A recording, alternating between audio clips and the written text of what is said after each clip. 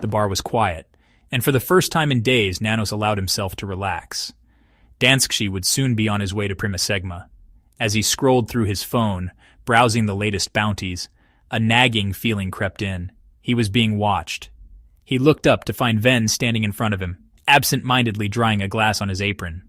I'm sorry, sir, but your card has been declined. Nanos paused. He knew exactly what that meant. His guild membership had been suspended. Ven was giving him a warning. How much is on my tab? I'm not sure. You had some credit. Let me check. Oh, your final balance is 5 million. 5 million.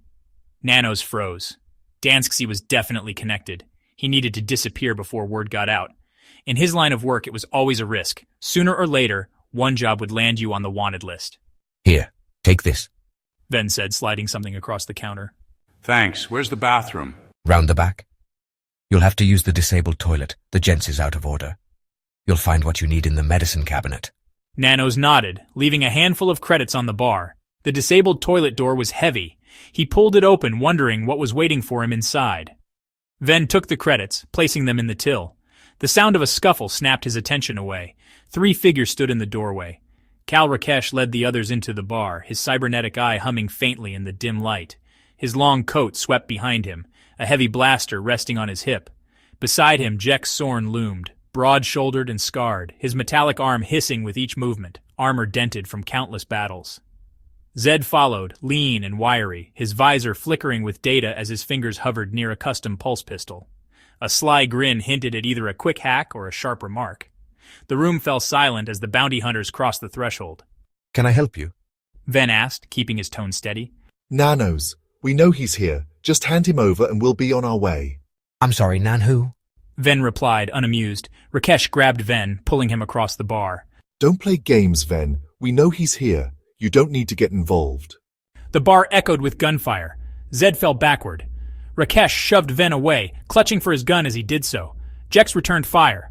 Suddenly the bar was plunged into darkness. Nanos fired off more shots. Strangers scattered for cover, screaming as they did. Using the chaos, Nanos slipped out. Rakesh knelt down. Zed was still, blood-soaked. He checked for a pulse. Zed's body was cold to the touch. It was true. Nanos was an efficient killer. He would be a worthy opponent. The outside air was thick with smog. Nanos pulled his hood tighter, covering his face, grateful for Ven's help. The people in the street were completely oblivious to him, helping him disappear amongst the shadows. Nanos walked for a couple of blocks, checking that he was alone. Confident he had escaped, he rested in a doorway. The medicine cabinet had contained a burner phone with one number saved in it. Swallowing hard, he pressed call, constantly checking over his shoulder. 1,000 thoughts raced through his mind as the call connected. He was a marked man. His ship was known among the other bounty hunters. A strange feeling of uncertainty crept over him. After 2 rings, the call was answered. Dantora's store. What department do you want? Nanos paused. The week's specials. The week's specials, certainly. Just hold the line. Nanos froze. Every second was critical to his survival. Then, after what seemed like hours, he got an answer. Okay, collection point 3, 2 hours. The phone went dead. Nanos checked his watch, knowing collection point 3 meant a way off the port. Any delay would jeopardize his chance. Fortunately for him, he knew a shortcut. The way to the dock was busy. Nanos did his best not to bump into the crowd, fearing his concealed gun would alarm people. The last thing he needed was to be held up. Yellow signs pointed the way ahead as he counted down the different boarding gates. As he reached gate 3, Nanos heard the familiar click of a handgun being cocked. Nanos, it's such a shame my boss wants you alive. A cold, heartless voice whispered in his ear. Nanos felt the tip of the gun press against his back. Moving slowly, he was so close to getting off the port. Instantly, he recognized the voice of Kal Rakesh. Nanos tensed. The instant Rakesh shifted his grip, Nanos spun, slamming an elbow into Rakesh's ribs. A deafening crack. Rakesh's gun fired, but the shot went wide, scorching the wall. Nanos, undeterred, drove a knee into Rakesh's stomach, wrenched his gun hand aside, and twisted his wrist. The weapon crashed to the floor. Rakesh lunged, pulling a hidden blade, but Nanos caught his arm and twisted it violently until the knife clattered to the floor. Seizing the moment, Nanos drove a brutal palm strike into Rakesh's nose. Blood sprayed onto the pavement. Rakesh stumbled. Nanos snatched up the fallen gun and fired. A sharp crack. Rakesh dropped, clutching his leg, cursing through clenched teeth. Nanos paused, aiming the gun at Rakesh's chest. A primal instinct told him to pull the trigger. Before he bolted into the shadows, breath ragged, heart pounding.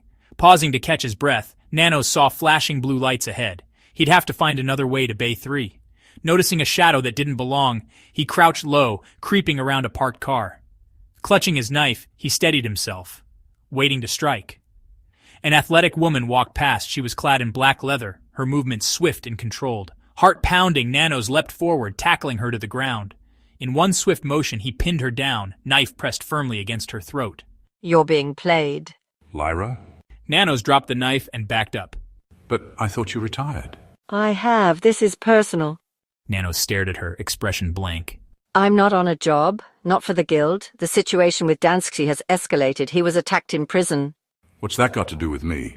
Nanos asked, eyes narrowing. You're a loose end, dear boy. Lyra's voice was cold. Did Dansksi talk when you brought him in? No, it was strange. He was calm, like it didn't matter. Oh, Nano, what have you gotten yourself into?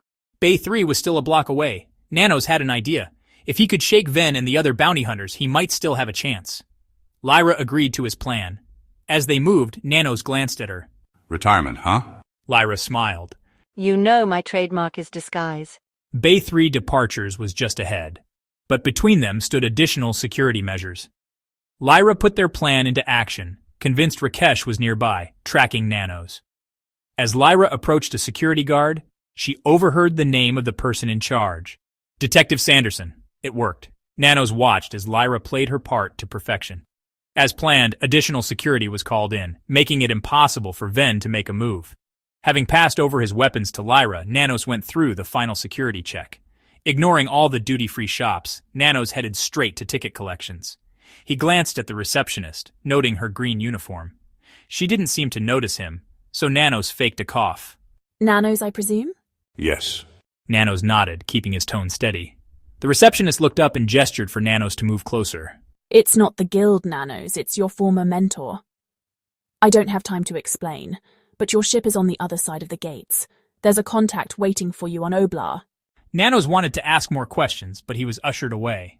You'll find what you need here. Nanos looked at the link, then thanked the receptionist for her help. As he entered the hangar, Nanos felt overcome with relief.